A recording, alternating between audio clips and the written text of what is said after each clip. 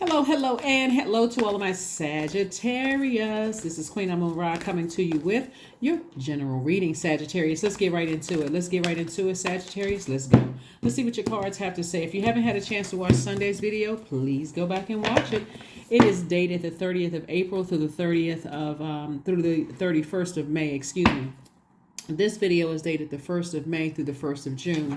Let's go. Let's see what your cards have to say. Here we have Nine of Pentacles coming out the deck. Four of Pentacles, Eight of Wands, Ace of Pentacles, Four of Cups, and Three of Wands. All right.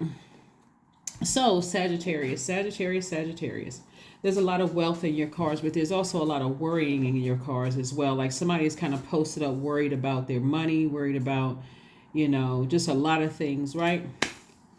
And you've been working real hard.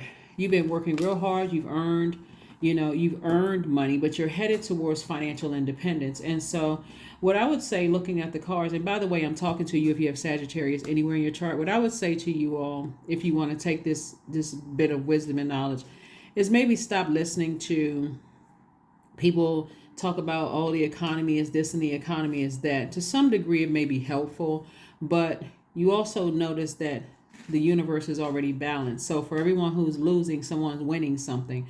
You want to stay on the winning side. So you want to stay connected to anybody who is speaking positivity into your universe, not all the negativity, right? And watch how quickly things change. Watch how quickly you're fast tracked into things.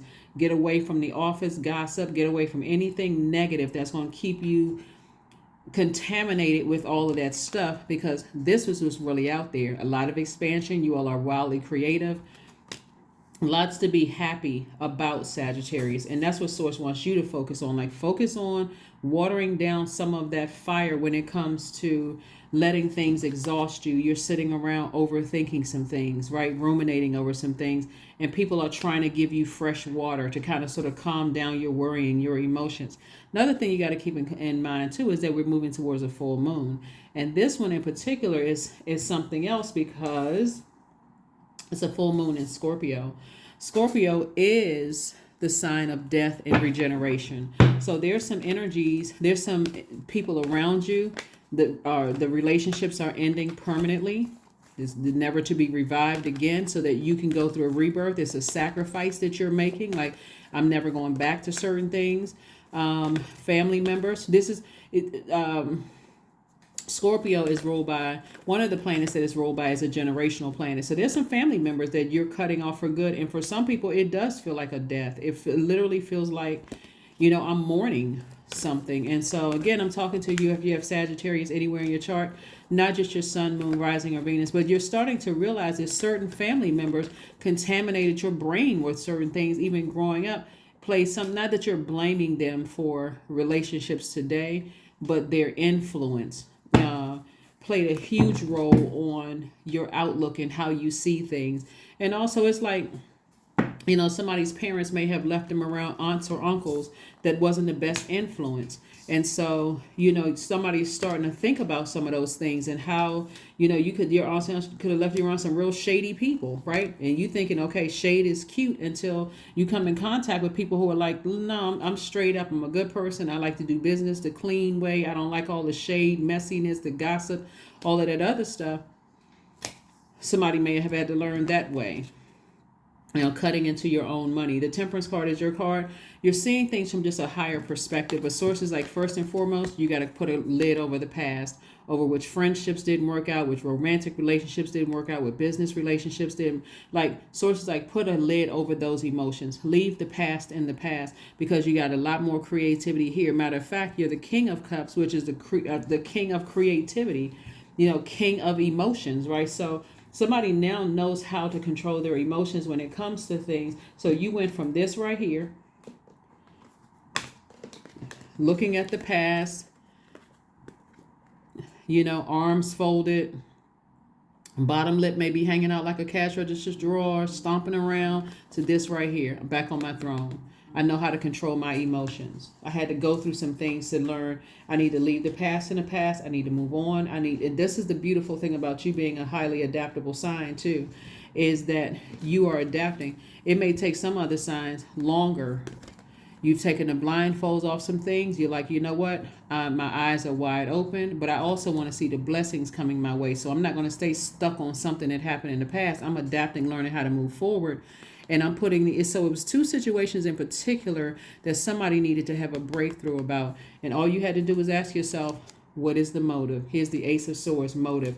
What was the motive? Why was I giving that so much energy? Like what?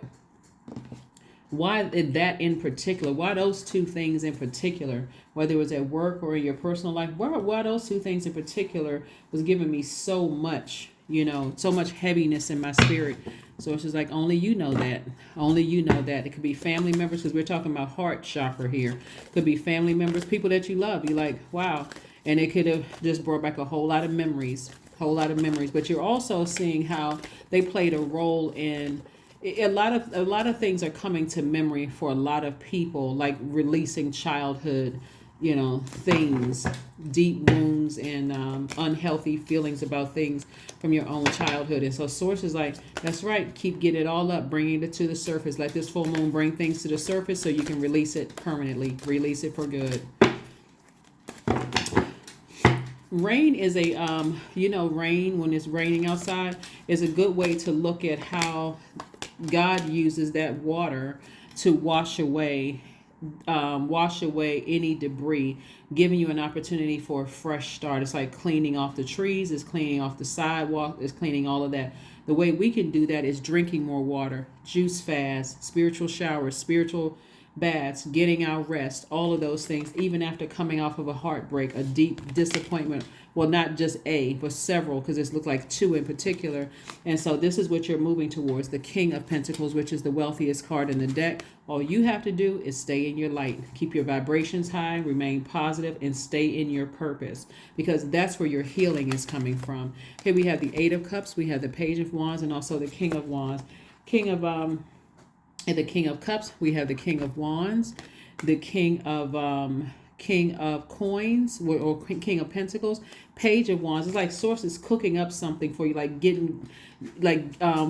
cooking up some ideas, like trying to put some ideas in your head about moving forward, how to increase your wealth, how to increase the like giving you information about like how to start over, but this time with wisdom. So I'm not entertaining everything that wants to come my way. I'm staying in my light. Here we have the Eight of Cups. So somebody definitely has a clear focus and clear vision of how you want your life to look moving forward.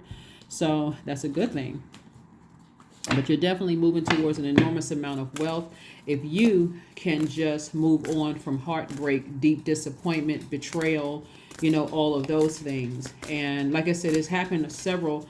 But it's happened first in somebody's family, right? It happened in somebody's family. And then, of course, you could have been put on this trail, this path. Like, for instance, if happening in your family, you may have been told it's not that big of a deal. You're too sensitive, it's not. And so outside of your family growing up, it could have happened over and over and over again. Things could have been happening and people were like, why are you making such a big deal out of that? Until you may have said something like that to somebody, and that could have been hurtful to them. And when you had time to think about it, you're like, wow, people said the same thing to me. And I didn't realize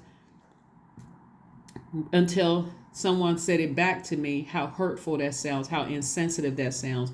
So yeah, there's a lot of forgiveness here in the cards. And here we have karma. Yep.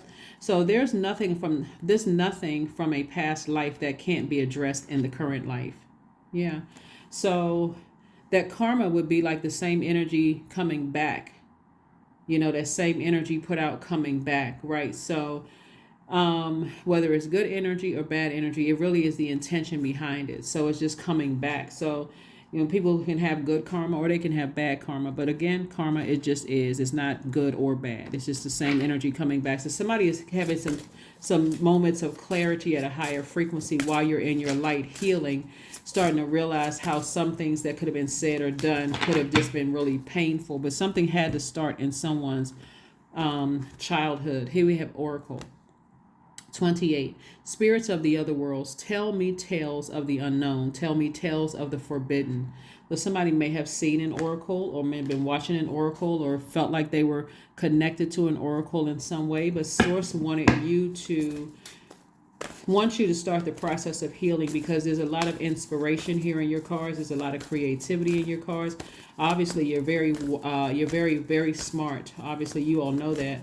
And also, there's a lot of wealth in your cards, a lot of money, wealth of knowledge, wealth of information, wealth of, maybe rich and family relationships and those kind of things. Or at least you could have felt that at first. And so now you're starting to look at how those relationships shaped and molded you into the person that you are. And so here we have chanting, number 8. So somebody may be creating some kind of a chant, like how you visualize your life, what kind of soul tribe you want, what kind of people you want around you, how you envision your life is what Source is trying to get somebody to do, is see how do you envision your life for you. 29, I am insightful. You are highly intuitive and creative, Sagittarius. Your mind thinks in pictures and you seem to draw information and ideas from out of the sky, a powerful drive to know the oneness of all things. So 29 reduces to the number 11 and it symbolizes light, L-I-G-H-T. Source really wants you to get off the fence and step into your own power, start the healing process and the forgiveness process, and getting all of your chakras in alignment, like I'm seeing here. Get all of your chakras in alignment. You can listen to chakra healing and cleansing music free online, right? So affirmations for productivity. I focus on projects aligned with my long-term goals. I move away from disturbances. I walk toward focus. I summon my attention to all that is crucial to my success. I take breaks to avoid burnout. I am grateful for my work. I release tension. I allow my mind to move into a state of flow. That is what I have for you. Thank you for joining me. I will see you all on Wednesday. Bye.